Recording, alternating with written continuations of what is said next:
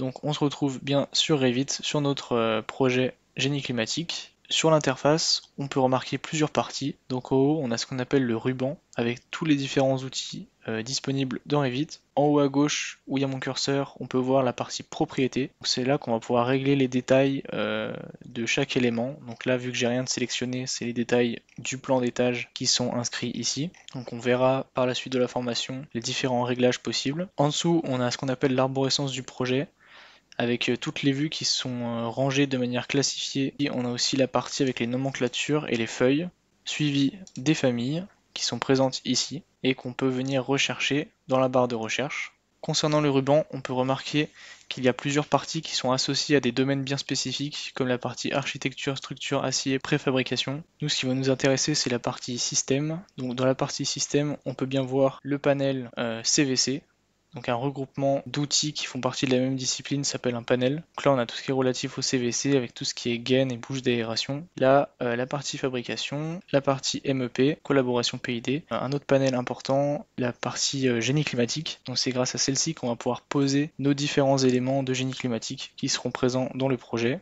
Donc concernant la suite, on a la partie plomberie. Donc ça constitue aussi un panel. L'affichage de ces derniers panels là va dépendre de la taille de votre écran. Donc là on peut voir la partie plomberie avec tous les types de canalisation et les outils associés, avec toute la partie appareil sanitaire jusqu'au sprinkler. Et puis on a la partie électrique qui nous intéresse moins dans notre formation car on ne verra pas la partie électrique. Concernant les autres parties du ruban, c'est des parties plus générales comme la partie insérée. On reviendra dessus très prochainement pour voir l'insertion d'un projet architectural en tant que modèle pour notre projet génie climatique. On a la section annoter qui va nous servir régulièrement, surtout à la fin des projets, pour gérer donc les présentations avec les différentes cotes possibles et les textes qu'on peut rentrer sur Revit.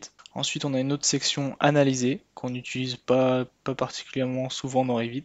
Ensuite, on a la partie volume et sites qui nous intéresse pas forcément en génie climatique. La partie collaborer, dont on verra prochainement l'utilisation. Dans cette section, on a les vues. Donc, ce qui va nous intéresser plus particulièrement, ce sera le panel créer, avec notamment la création des vues en coupe. C'est un outil qu'on veut utiliser très souvent dans Revit. Et la partie interface utilisateur, qu'on verra par la suite pour tout ce qui est l'affichage des couleurs des canalisations. Ensuite on a la partie gérer, donc elle est peu utilisée mais on va l'utiliser quelques fois, notamment pour que je vous explique le fonctionnement de la gestion des liens. Puis on a la partie complément, donc le reste, et puis modifier. Modifier c'est une partie très importante. Là on a des outils qu'on utilise souvent dans Revit, notamment dans le panel modifié, tout ce qui est déplacé, donc avec le raccourci MV, aligné avec le raccourci AL, c'est vraiment les deux outils qu'on utilise le plus, suivi de rotation avec le raccourci qui est noté juste à côté entre parenthèses. Concernant les raccourcis, on verra prochainement les raccourcis les plus importants qu'il faut apprendre à utiliser dans Revit.